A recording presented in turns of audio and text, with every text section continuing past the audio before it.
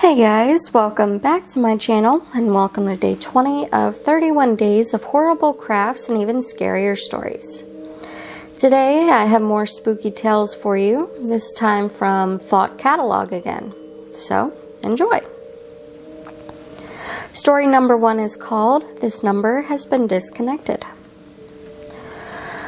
A few years ago, my brother would get a call on his cell phone around 2 to 3 a.m. every night. He would answer, and it was this hellish sounding noise, like static mixed with screams. He changed his cell phone number after a month of this, and it stopped. Then, after a week or so, it began again. The exact same noise, exact same time. Finally, one day, he decided to backdial the call. It was an old man that had no clue what he was talking about. Still, the calls persisted. If he didn't answer, it would call a few more times. No messages were ever left. He decided to say screw it, ended his contract with his phone company, switched to a new one, and then got another new number. You guessed it. The screaming static calls continued after a short delay. By this time, he was terrified every night, unsure why this was happening. He backdialed the number again and got a different person. A little later, he lost his job and his phone. The calls stopped, of course. His phone was disconnected now. So one day, my mom asked me to listen to this weird message she got on our home phone. It was the static screaming. We showed my brother and he was freaking out. He backdialed the number again and it said the number was disconnected this time.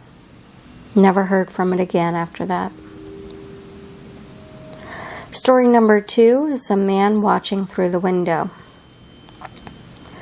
When I was growing up, one of my best friends told me about a very creepy situation involving him, his younger brother, and a man in the window. When my friend and his little brother were younger, they shared a bedroom. They're some years apart, but his younger brother was born with a multitude of different health issues, including multiple sclerosis, and he's confined to a wheelchair and cannot care for himself. So, to keep an eye on him overnight when his parents couldn't, they shared a bedroom. One night, my friend randomly woke up for no reason in particular and happened to glance over at his younger brother, but noticed something very startling. A strange silhouette of a man wearing a top hat looking in through the window behind his younger brother's crib. The first thing my friend did was jump up and turn the light on, then ran into his parents' room to tell them what he saw. When his parents came back into their room to investigate, his younger brother was having a seizure in his crib. A few of his family members say it was his younger brother's guardian angel standing in the window that night. My friend believes it was death. It's all still pretty unsettling to me. Story number 3 is called, I Heard Phantom Footsteps Running Towards Me. Okay, this happened to me when I was a junior high school student. It was December, and it had just started snowing that evening. My best friend and I were in debate and getting ready for our state qualifiers that were the next day. We were writing our cases, and as usual, at each other's throats over the details of the cases. It was a stressful, tense evening. We finally finished our cases at about 3 a.m., then we went to my room for the night. Almost as soon as we got into my room, we heard what sounds like the water running in the other end of the house. No big deal, probably my parents, I think. Then we hear the front door open. I told her I bet Mom woke up and wanted some fresh air. It made sense. I really thought that's what it was. Until we heard incredibly heavy footsteps in the living room, heading from my room. They were not anyone in my family's footsteps. Then they stopped.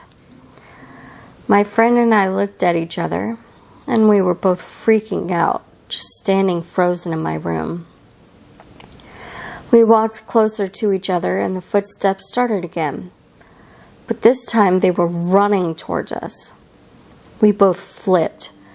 We grabbed each other's hands out of fear, and my bedroom door flew open. We both looked at the door. Nobody was there. We ran to the bathroom that's connected to my room. I closed and locked the door and stood against it. When we finally got the balls to do it, we sprinted to my parents' room, crying and hysterical. We obviously startled my parents awake. They said neither of them had gotten up. My dad grabbed his gun and looked outside. No tracks in the snow or anywhere around our house.